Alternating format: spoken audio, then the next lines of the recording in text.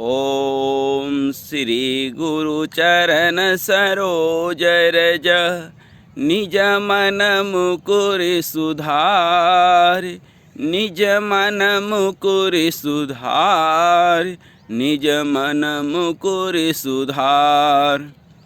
इस जीवन में जब एक कहीं कांटा चुभ जाता है ना, उस कांटे को निकालने के लिए एक कांटे का ही सहारा लेना पड़ता है।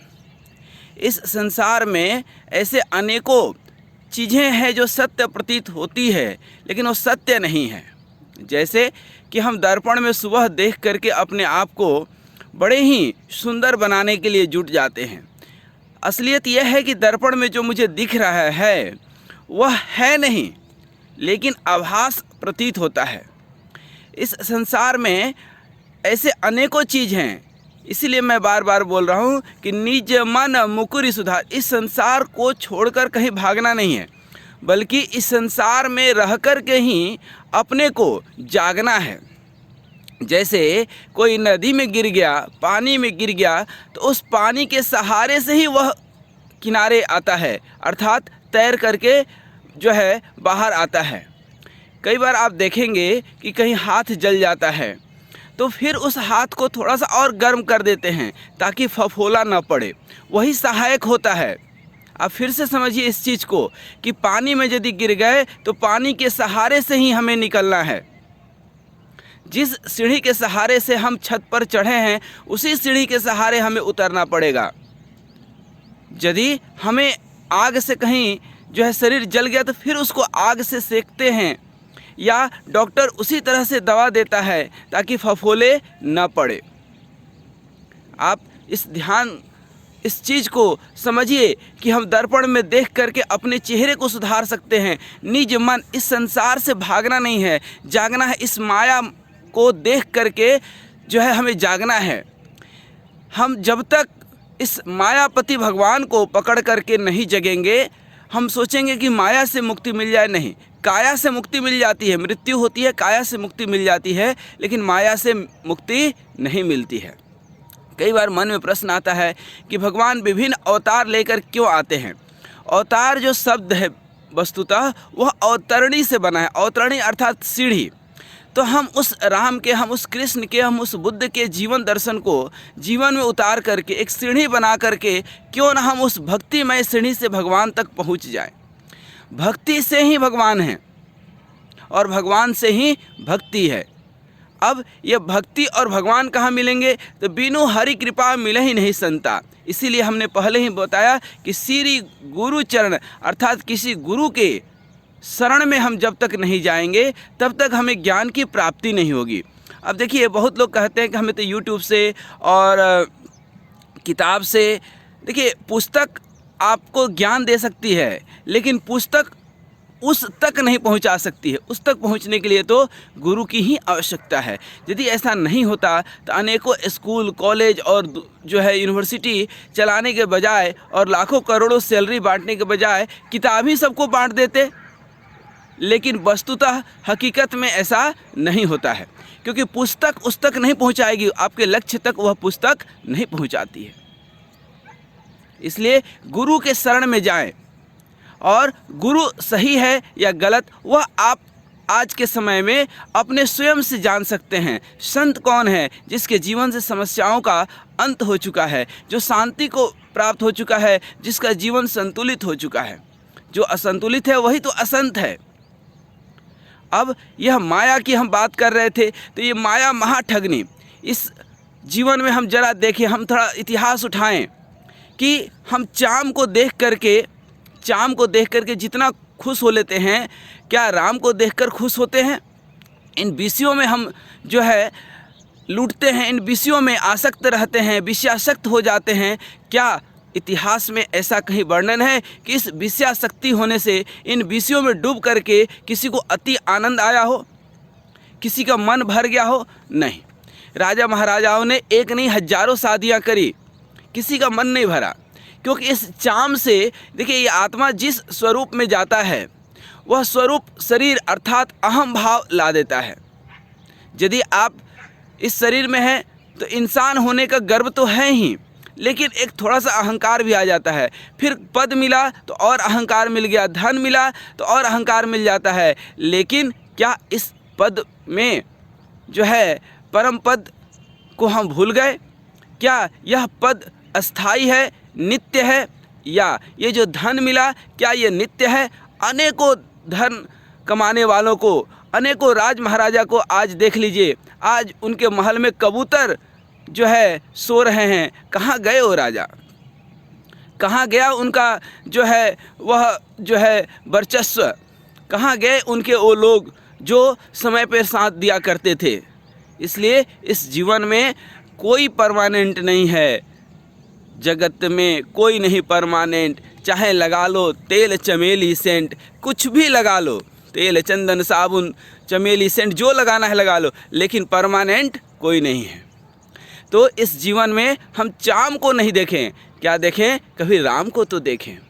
कन कन में खोजा राम तेरा पता नहीं, जब तेरा पता मिला तो अब मेरा पता नहीं। इस चाम में जो है क्या सुंदरता है। कहते हैं गोस्वामी तुलसीदास जी, रात के जो है 12 बजे 1 बजे मध्य रात्रि को उनको अपनी पत्नी की याद आ गई जो अपने मायके गई थी, और वह जमुना जी कूद करके उस पार गए उस रात में। और जो है घर जाने के लिए जब वो घर नहीं खोली या जो है डिस्टर्ब करने की जो है उनकी मनसा नहीं थी, तो वह एक जो है सांप को ही रस्सी समझ करके पकड़ करके उनके घर के अंदर छलांग लगा दिए।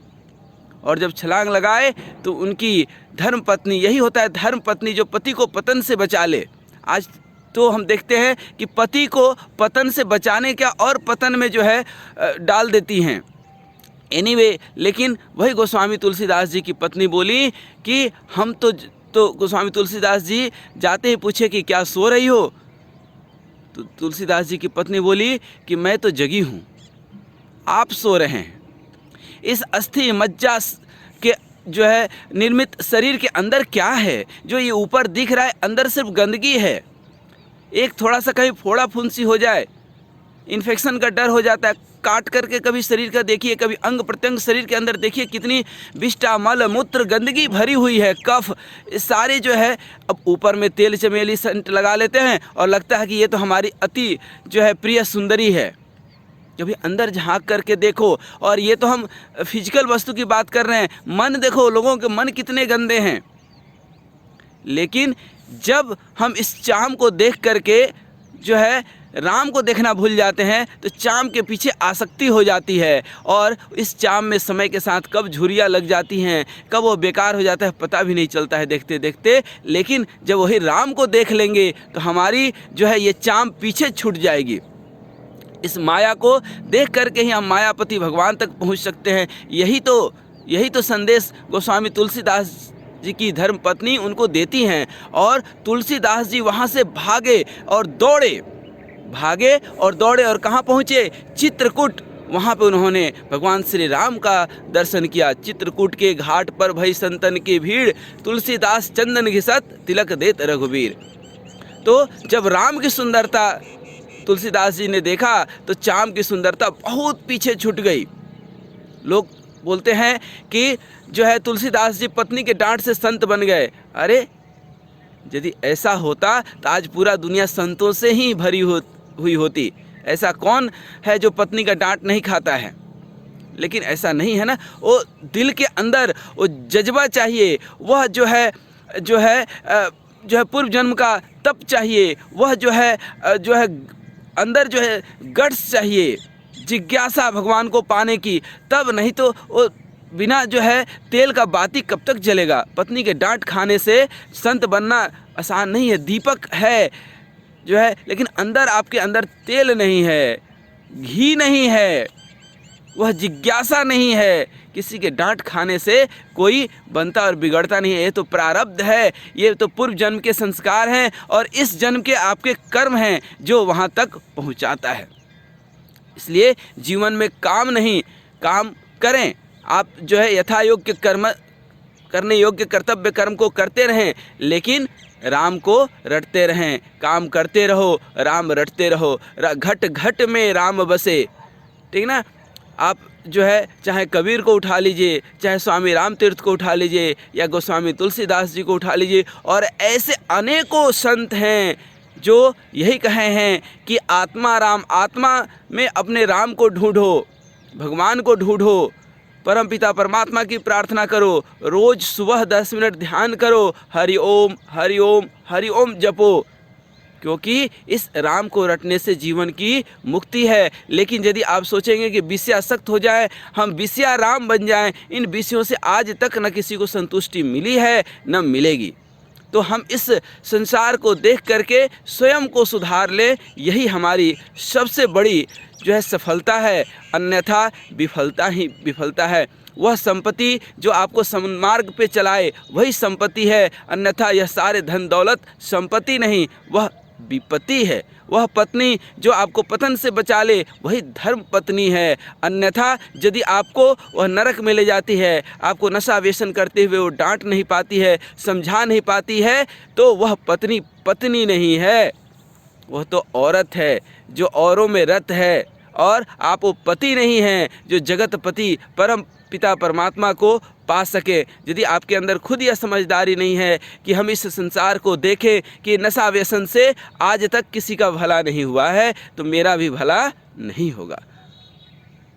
आइए हम इस जगत को देखते हुए, जगत में रहते हुए, जगत को छोड़कर भागना नहीं है, जगत में जागना है। हम जागे कि इन भागम भाग से किसी का भला नहीं हुआ। हम करने योग्य कर्तव्य कर्म, अपने कर्तव्यों को निर्वहन करते हुए हम रोज़ नित्य दिन परमपिता परमात्मा की 10 मिनट, आधा घंटा, 1 घंटा हम जो है भजन करें, क्योंकि यह भजन ही आपको सन्मार्ग पे चलाएगा, आपके जीवन में सुख, समृद्धि, शांति, वह सब कुछ लाएगा जो आप चाहते हैं। लेकिन चाहत को भी थोड़ा सा कम करना है, शांति की इच्छा नहीं, इच्छाओं को शांत करना है। हरि ओम तत्सत, हरि ओम तत्सत।